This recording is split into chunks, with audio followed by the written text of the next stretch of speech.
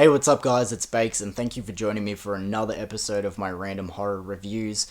Today's movie is an installment from a classic horror franchise. I mean, the Halloween series really doesn't need any other introduction. So today's movie is from 1981, and it is titled Halloween 2. Now, I'm sure everyone knows the plot for this movie, but as usual, I'll quickly go through the plot for those who just need a refresher before I get into my thoughts of this movie. So, for those who don't know, this movie takes place right after the events of the first Halloween film. It takes place literally on the same night, seconds after the first one ends. So I guess a spoiler for the 4 people that haven't seen the original Halloween, but either way. So at the end of the first Halloween, Michael is shot out the window by Dr. Loomis, and he's presumably dead. However, they look out and he's gone. So now Michael is again loose in Haddonfield. Laurie Strode, played by Jamie Lee Curtis, is taken into hospital, and Michael is going around town killing people along the way as he goes to the hospital to finish off Laurie. And that's pretty much the story in this movie, and let's get into my thoughts of Halloween 2.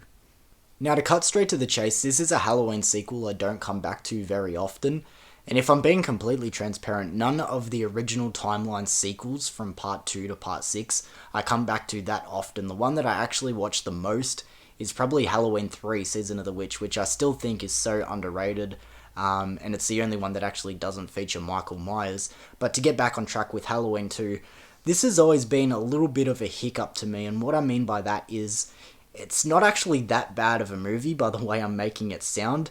If anything, it's one of the more popular Halloween sequels in the horror community. But to me, every time I rewatch Halloween 2, things stick out to me that I notice, and I guess you can call them negatives, that sort of stop me from getting completely on board with this movie, and I guess that's where we'll start.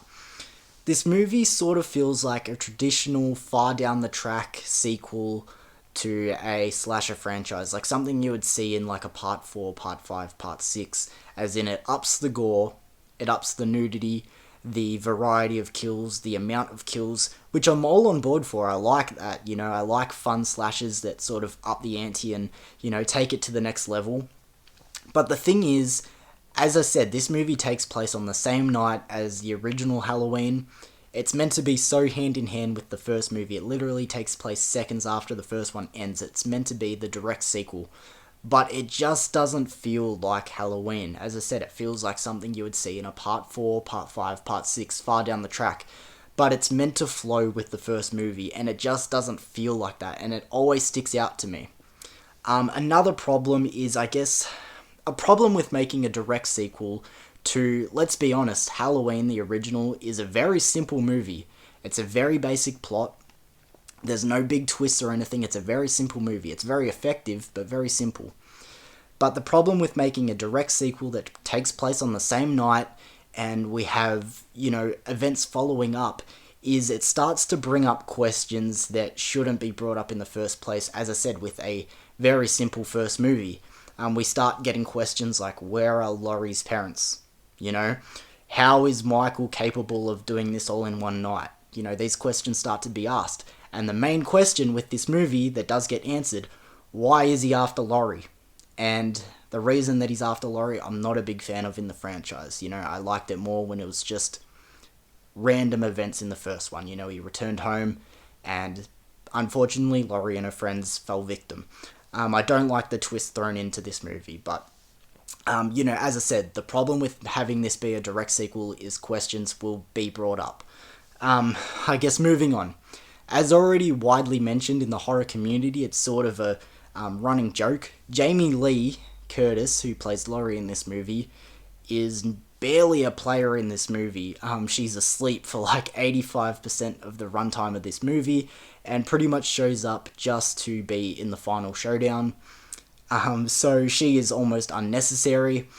And Donald Pleasance as Loomis in this one, he almost seems so unhinged. Like, it's funny, but it's also like really weird to see him. As I said, he's like crazy in this movie. He's always just screaming like, there's Michael, and it's really weird.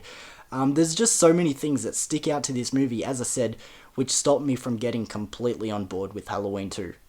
To continue on, I guess, with my last negative, and it's a quick one, I just want to get it out of the way, is scenes feel weirdly cut together in this movie. It's almost like complete scenes were cut out in between or they were shortened or something.